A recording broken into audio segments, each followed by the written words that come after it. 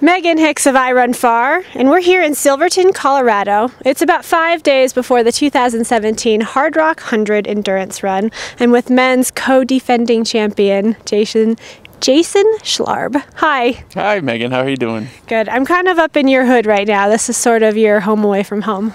This is. I've been spending a lot of time for a number of years up here in the San Juans. So you're kind of a quasi-local. You're based in Durango, and this mountain range is like where you come to train.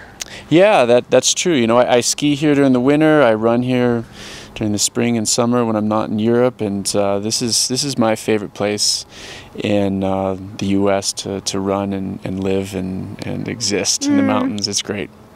I don't know how much time you've spent in the last year thinking about your race here, but I was thinking about it this afternoon ahead of our interview. And did you have, I mean, for all intents and purposes, it looked like you had a perfect day last year. Is that what it felt like to you?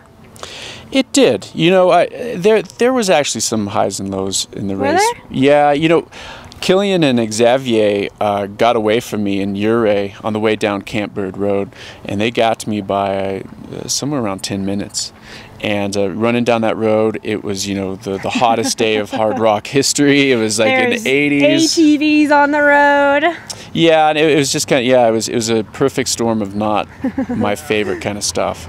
And those guys got away, and I frankly was just kind of overheated and maybe even starting to resign to the idea of just making podium. And yeah, that was kind of a low, and then, you know, just turned around the corner and went up Bear Creek, and all of a sudden the whole game changed. To sort of recap for folks who may not remember last year, you and Killian and Xavier and a few other guys were kind of together for the first couple passes, and then it whittled down to the three of you until after Virginius, is that right? We ran together for like 20 or 30 miles, the three of us. Then Killian and Xavier ran down together, and then at some point where all three were separated between there and the top of Handy's. Okay. Xavier I passed on the way up American Basin, and then Killian I caught up to right at the top of Handy's. Which is just kind of crazy to me, to go over the course's high, to think about going over the course's high point and to catch up to the race leader and have it be none other than Killian Jornet. Yeah, it was exciting, and you know, quite frankly, yeah, I was a little bit surprised. And, you know, my pacer that I picked up in Ouray, Andy Wellman, he said that, you know, he's an amazing athlete, and he said he had a hard time just staying with me on that section to Handy's or to engineer when I switched out with Paul Hamilton, I believe. But it was yeah, that was a really strong climb. I was really strong on the up, and, you know, I gained back that 10 minutes somehow. So what you experienced, like going down Camp Bird Road and into Ouray, having a tough time, and then sort of turning the tables to feeling good, climbing out of Ouray and up into the high country again, like that's kind of a familiar thing that happens to people in 100 miles. Were you able to pinpoint what it was that changed it for you? I think going up, and then also it turned into the afternoon and some clouds came in and cooled things down a little bit. Okay. And then the third factor too, maybe even 3 and 4 factors, is I picked up my friend Andy, my first pacer I've ever had. Okay. Like, I've never had a pacer before in a race. And then, you know, it's also really gorgeous. Ascent out of Ouray and Bear Creek. It's a very cliffed out canyon kind of feel, and, you know, compare that to running down Camp Bird on a dirt road. A lot better. So yeah, there's a lot of things. I guess I was an emotional runner that day. Okay. So you and Killian ended up running together from the top of Handy's base basically to the finish, but if I remember right, you guys were a little bit like playing with each other, where one would test the other and vice versa, or? Yeah, we weren't holding hands the whole time. Okay. And, you know, we kind of helped each other, and there was some confusion sometimes in Pole Creek, and I'd tell him, no, it's this way, and vice versa. And I think what happened is, you know, well, backing up, coming through Ouray, I don't pay attention to splits. Okay. And I didn't know what would be a good time through these aid stations, etc. I was just running based on feels my first time, and Buzz from Ultimate Direction said, "Just relax. You're like on course record pace." And I just looked at him. I was like, "Oh, you're full of shit. You know, you don't know what you're talking about. You know, like Buzz is a wild guy. I thought maybe he just got his information wrong, whatever. But he was correct. But I didn't realize that until after the race. But my point is that we were running really pretty fast and pretty dang hard, and it was so hot. And when I caught up with him, you know, I thought that he was just being entertained. Okay. And I kind of didn't look forward to playing that game, and I didn't want to be entertainment. I'd rather him just run faster or let me pass. Okay. Like, I was not sentimental about the idea of holding and running hands and doing all, you know, running together and stuff.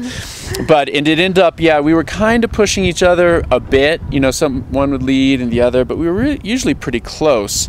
But the kind of cool thing is in the aid stations, we would chill out and wait for each other, and we'd eat and drink a little bit more than we normally would, and spend a good time at the aid stations, which I've never done. But yeah, it wasn't planned. We pushed each other, and then we had the conversation at, you know, 9 miles to go. Killian said, "Hey, why don't you go ahead?" And I was like, "Oh, no, you go ahead." And no, you go. No, you go. Yeah, I thought we both maybe thought that each other could just go harder and faster, but we ended up working together. I wanted to get under Kyle Skaggs' time, which was really not even in the game plan for me at the start, and, you know, 23:23. But then it was to go under 23, and we were running, you know, 6-7 minute miles on the descent into town, and the one coming down. Oh, that's a rocky descent too. Yeah. So I mean, we just really truly worked together on that last 9 miles. But for the most part, we kind of just pushing each other, and we happened to, I think, really get lucky that we both were at the same kind of pace and level, or else it wouldn't have worked out that way.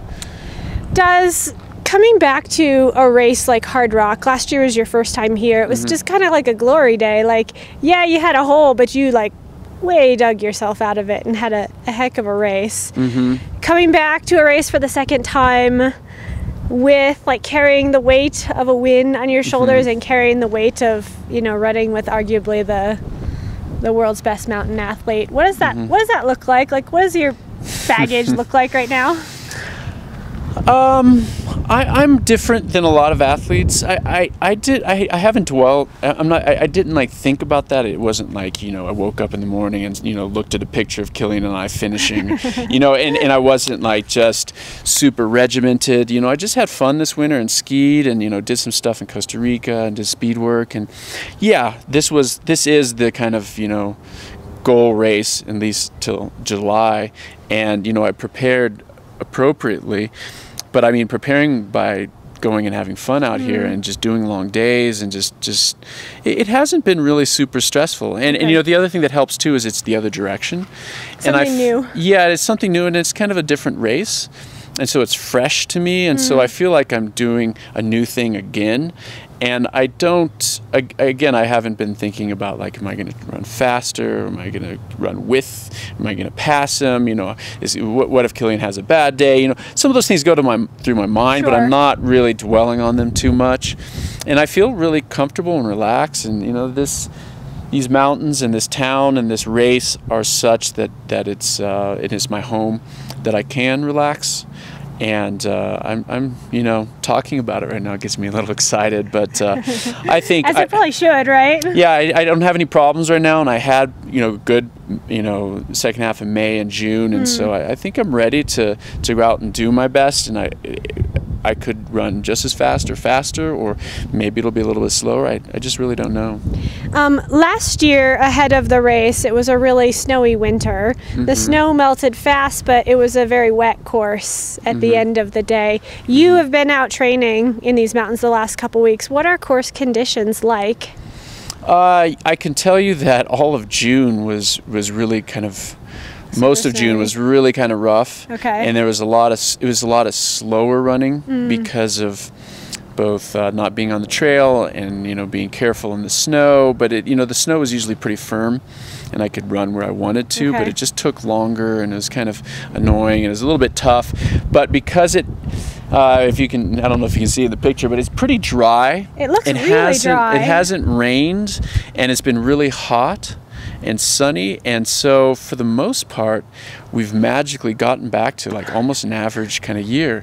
And so there's 2 spots where we can see snow, and that's just before Kroger's and an American Basin below Handy's Peak. And besides that, I don't think it's a big issue. So do you think overall the course is going to run fairly fast? Yeah, I think it'll be an average kind of year, and if it's cooler, which it looks like it might be than last year, it possibly could be faster. Based upon how you felt during last year's race and your training leading up to it, did you try to modify your training, do a couple workouts that you really think helped you get to where you wanted to be last year? Like, how has your training comparably looked like? I've taken the same approach that I pretty much always do, but I've done it here. Okay. When I went to UTMB, several years ago when I did Run Rabbit Run, I did 2 hard workouts a week and a long run. And the rest was kind of easy with some climbing. Whatever happens. But it just happens that now I do it specifically in the San Juans. It's slower, it's more steep, there's more vertical. And, I try to stay race specific the last, 4 weeks of the race. So I'm right here doing, in the mountains that I'm going to be racing. I don't go on the course as much as a lot of other people do, but I'm here in the San Juans. So that's how I specify. But my structure is about the same as it is for a 17-hour 100 versus a 23-hour 100. Now that you've seen sort of, I know we're going the other direction this year. I said we like I'm part of it. I'm not running. So sad. You have before. You're part of the team. The course is going the other direction this year, but you know how it runs. Like, are you going to be running by feel like last year? Or are you going to try to be ticking off splits? Are you going to apply some time goals to this? I would love to run 22:30. Okay. I don't think it's impossible. I guess it gives me goosebumps, and maybe it's cocky, maybe it won't happen, but that's what I would like, and I believe that's possible for my body. How do you figure that? Okay. Just by feel. Okay. Like when Buzz told me, halfway through the race that we were at whatever pace, I had no clue what that pace was or would be, and maybe I'll look this time. Yeah. But I kind of like to not worry about that, and it helps me. I mean, there's a couple things. I don't do splits, and I don't run with other people, except for that exception last year, because I like to be exactly where I want to be. And like every single step is exactly the effort that I feel is the best effort for me. And so I think that can deliver me to a 22:30, and I don't feel like I need to be really analytic on sections of the race and where I'm doing. It's just listen to my body, and my body's ready for this kind of running, and I've done it before, and so I think I have a good chance of having a really, really good day. But it's 100 miles, and any little thing can come up and screw you. It's the beauty of 100 miles and the extra beauty of the Hardrock course. That's right. Yeah. I think it's probably fair to say that this is a mountain range that you love. Yeah. Yeah. Yeah. Is there a particular view or moment or piece of the course that you're really gonna enjoy on Friday? And I guess Saturday morning too. Yeah, let me think for just a second. I really look forward to running down Bear Creek from Engineer, because it's just there's a creek there, there's a canyon there. It's one of the longest ascent or descent this year. But I mean, views, Cunningham's a special place for me because I do enjoy doing some training on both sides of that drainage. But gosh, every single piece is special and unique. I can't think of one particular that I'm looking forward to besides maybe that descent. Okay. Yeah. I'll see you flying around the corners in Bear Creek Canyon then. Yeah. Hopefully the quads are happy with that run down that. Yeah. And if beverage of choice happens to be offered at Kroger's Canteen, Are you gonna take a sip or no? You know, I might, especially because it's in the last third of the race. Last year, like morning, right? Yeah, last year I got up there. You know, I was all emotional and gave Rock a hug and everything, and the tequila was not there. And I don't know if Killian had some, but because at that point we didn't run together through there. I can't remember exactly what was going on, but. Yeah, I would do that. I sure would. It'd be fun. Okay. Rock, Horton, do you hear that? Yeah. I want it to be natural. Whatever happens, I'm good. He's going to have like a triple shot for you because of this. That wouldn't be natural. I hope not. All right. Well, best of luck to you on Friday. And this is always a highly anticipated weekend. And yeah, the men's race is just going to be super fascinating this year, courtesy of last year. So best of luck to you. Thank you, Megan. See you out there. All right, will do.